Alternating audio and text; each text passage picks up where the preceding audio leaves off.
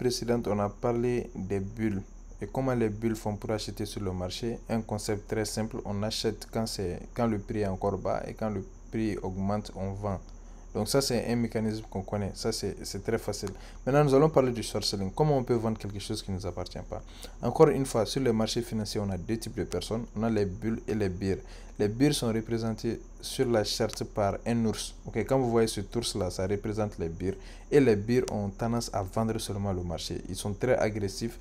Pour eux, c'est des gens qui sont très pessimistes. Ils pensent que le marché ne doit faire que tomber.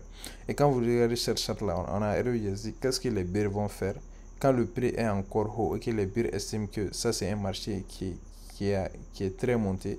Les bears vont vendre en haut. C'est ce que vous observez ici. Ils vendent par exemple au prix de 1.18530 et quand le marché tombe, les bears vont fermer leur position en bas et 1.02090 et ils vont prendre profit.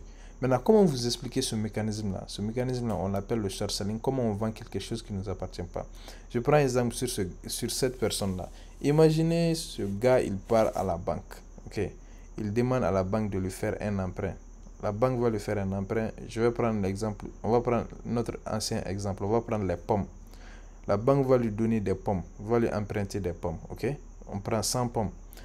Il va sur le marché, il vend les 100 pommes au prix de 1.5$ par pomme. Donc quand il va vendre les pommes là, 1.5$ par pomme, il a 100 pommes. Donc 100 multiplié par 1,5, ça fait 150$. Il va faire 150$, ok. Donc il a 150$ entre les mains. Lui, il doit des pommes à la banque. Il ne doit pas de l'argent à la banque, il doit des pommes à la banque. Maintenant, quelques temps plus tard, le prix des pommes sur le marché tombe. Ça vient à 1.2. Qu'est-ce qu'il fait? Il prend ces 150$ qu'il va aller investir encore sur les pommes. Donc c'est quelqu'un qui va aller acheter de nouvelles pommes à 1.2. En faisant ça, il va avoir 125 pommes. Ok, avec 125 pommes, lui, il doit 100 pommes à la banque. Ok, donc il va retourner les 100 pommes de la banque. Après avoir retourné les 100 pommes de la banque, il va rester 25 pommes. Maintenant, ces 25 pommes-là, il va prendre ces 25 pommes, il va aller les vendre également au prix du marché. Le prix du marché, c'est 1.2. Donc, ça va lui faire 30$ de profit. C'est ça le mécanisme du short selling. On fait un emprunt, par exemple de 100 pommes avec la banque. On va vendre ces pommes-là parce qu'on sait qu'avec le temps, le prix des pommes va chuter. Ok, on vend à 1.5 par pomme. On fait 150$.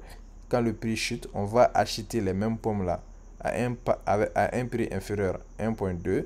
Ça va nous donner 125 pommes. On va retourner les 100 pommes de la banque. Il va rester 25 pommes qui nous appartiennent. Et on vend les 25 pommes là au prix actuel. Ça fait à 1.2. Ça va nous faire un profit de 30$. Ok. Maintenant, il suffit seulement de remplacer les pommes là par les paires de devises euro USD. Donc là, c'est comme si on a fait un emprunt de 100€ qu'on a vendu au prix de 1.5. Ça nous a fait 150$ de profit. Après, c'est tombé. C'est venu à 1.2. On est parti, on a acheté encore 125€. On retourne les 25€ là à la banque. On a 25€ qui restent. On multiplie ça par 1,2. Ça nous donne 30$ de profit. Ok, c'est comme ça qu'on fait du short selling sur les marchés financiers.